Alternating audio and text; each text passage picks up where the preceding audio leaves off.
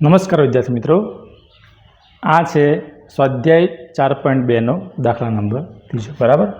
અગાઉ આપણે પહેલો અને બીજો દાખલો જોયો જ છે, તો ના જોયો હોય તમે ખાસ જોઈ લેજો.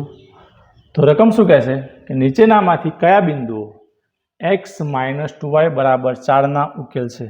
કોના? તો કે x - 2y બરાબર 4ના ઉકેલ છે. આ સંખ્યાના આ રકમના ઉકેલ છે અને કયા બિંદુઓ ઉકેલ નથી તે આપણે ચકાસવાનું બરાબર. આ સંખ્યા દ્વારા આ સમીકરણ દ્વારા આપણે ચકાસવાનું છે કયા બિંદુ ઉકેલ મળે છે અને કયા બિંદુ ઉકેલ મળતા નથી બરાબર. તો આપણે લખીએ x - 2y બરાબર 4. 0 અને 2 આપણને આપ્યા છે, તો 0 બરાબર x, પહેલી સંખ્યા બરાબર x લેવાય અને બીજી સંખ્યા બરાબર y લઈએ. લખીએ આપણે કે x બરાબર 0 અને y બરાબર 2. હવે ખાસ જોજો, x - 2y બરાબર 4 એટલે કે બરાબરની આ x - 2y એ ડાબી બાજુ કહેવાય અને આ 4 છે એ જમણી બાજુ કહેવાય.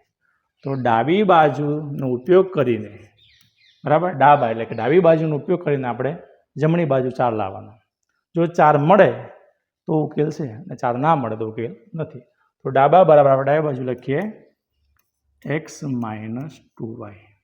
x એટલે કેટલા? તો કે x ની કિંમત છે 0, માઇનસના માઇનસ, 2ના 2. y એટલે કેટલા? તો કે y ની કિંમત છે 2. તો 0ના 0, માઇનસના માઇનસ, 2 દુના 4. તો 0માંથી 4 જાય તો કહેવાય તો શું મળવાનું આપણને? તો કે -4 મળે. તો ડાબા બરાબર આપણને -4 મળ્યું, પરંતુ જવાબ બરાબર શું છે? ડાબી બાજુ બરાબર આપણને -4 મળ્યું, પરંતુ જમણી બાજુ બરાબર 4 છે.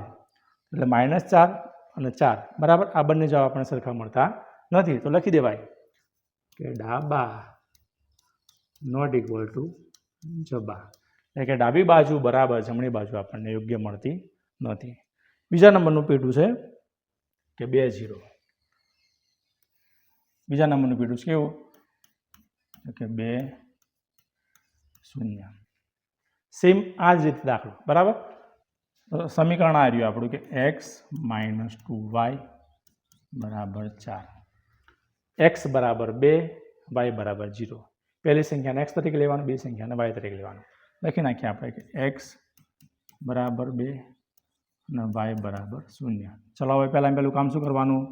તો કે ડાબી બાજુ એટલે કે ડાબા બરાબર આ ડાબી બાજુના જમણી બાજુ, બરાબરની આ ડાબી બાજુ, બરાબરની આ જમણી બાજુ. ડાબી બાજુનો ઉપયોગ કરીને આપણે જમણી બાજુ લાવવાનો પ્રયત્ન કરવાનો બરાબર. મળે તો ઉકેલ છે, ના મળે તો ઉકેલ નથી. એટલે કે x - 2y બરાબર. હવે ધ્યાન રાખજો, x - 2y. x બરાબર શું છે? કે x બરાબર છે 2, માઇનસના માઇનસ, 2ના 2. y બરાબર શું છે? કે y બરાબર છે 0. તો 2ના 2 માઇનસ 2 ગુણ્યા 0. કોઈ પણ સંખ્યાનો 0 સાથે ગુણાકાર હંમેશા 0 જ થાય. આપણે 2 લખી નાખીએ, 2 ગુણ્યા 0 એટલે 2 બરાબર. આ ખાસ ધ્યાન રાખજો બરાબર. એ ઘણા વિદ્યાર્થીઓ આ જગ્યાએ ભૂલ કરે છે. તો 2માંથી 0 જાય એટલે કે 2. તો અહીં જુઓ ડાબી બાજુ આપણે શું મળી? કે ડાબી બાજુ મળી આપણને 2 બરાબર. પણ જમણી બાજુ કેવી છે? કે જમણી બાજુ 4 છે. એટલે ડાબા નોટ ઇક્વલ ટુ જબા, એટલે કે ડાબી બાજુ બરાબર જમણી બાજુ આપણને મળતી નથી. આપણે લખવું પડે, આમાં પણ લખ્યું નથી, આપણે લખવું પડે કે ઉકેલ મળતા નથી, આવું લખવું પડે. ચલો આમાં પણ લખવું પડે આપણે કે ઉકેલ મળતા નથી બરાબર. હા, તો બીજા નંબરનું પેટું. હવે ત્રીજું પેટું જોઈએ આપણે કે 4 0.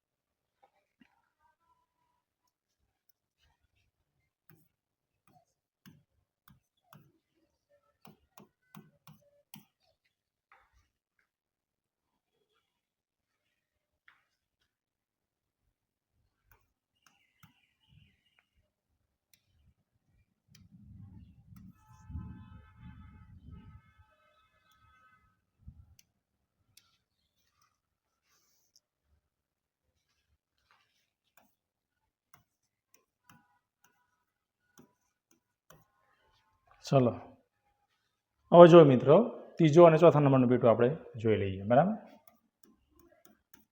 તો જુઓ રકમ આપણને આપી છે સમીકરણ કયું થાય કે એક્સ માઇનસ 2y બરાબર 4, એક્સ બરાબર 4 અને વાય બરાબર 0. પ્રથમ સંખ્યાને આપણે એક્સ તરીકે લેવાનું, બીજાને વાય તરીકે. હવે ડાબી બાજુ તો કે ડાબા બરાબર, ડાબી બાજુનો ઉપયોગ કરીને આપણે જમણી બાજુ લાવવાનો પ્રયત્ન કરવાનો. જો જવાબ સરખો મળે તો ઉકેલ છે, ના મળે તો ઉકેલ નથી. કે એક્સ માઇનસ 2y, એક્સ એટલે કેટલા તો કે એક્સ એટલે 4, માઇનસના માઇનસ 2 ના 2, વાય એટલે કેટલા તો કે વાય બરાબર 0 લેવાના. તો 4 માઇનસ 2 ગુણ્યા 0 એટલે 0 બરાબર 4.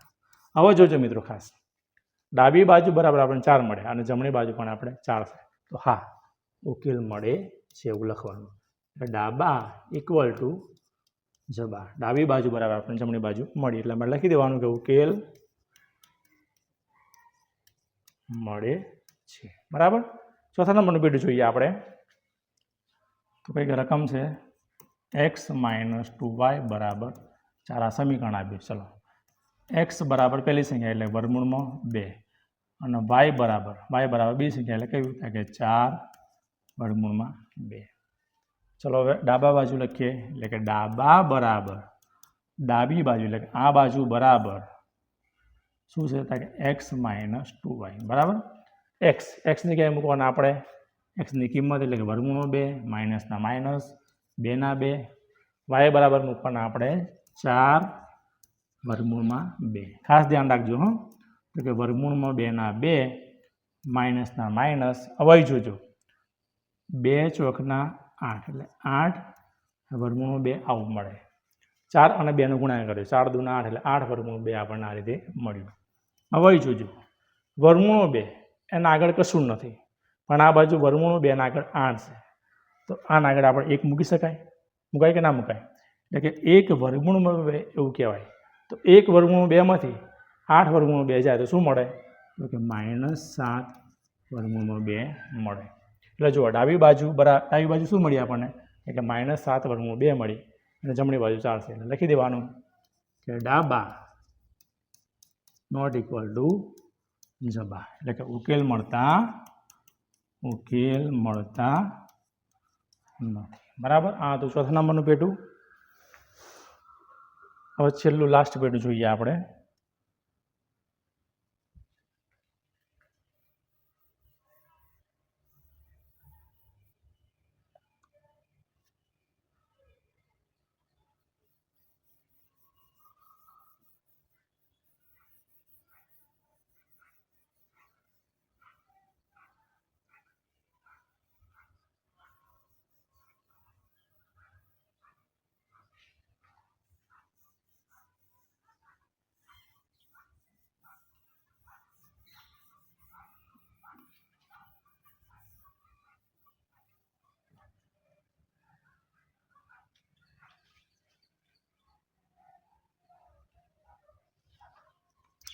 ચલો છેલ્લું પાંચમું પેટું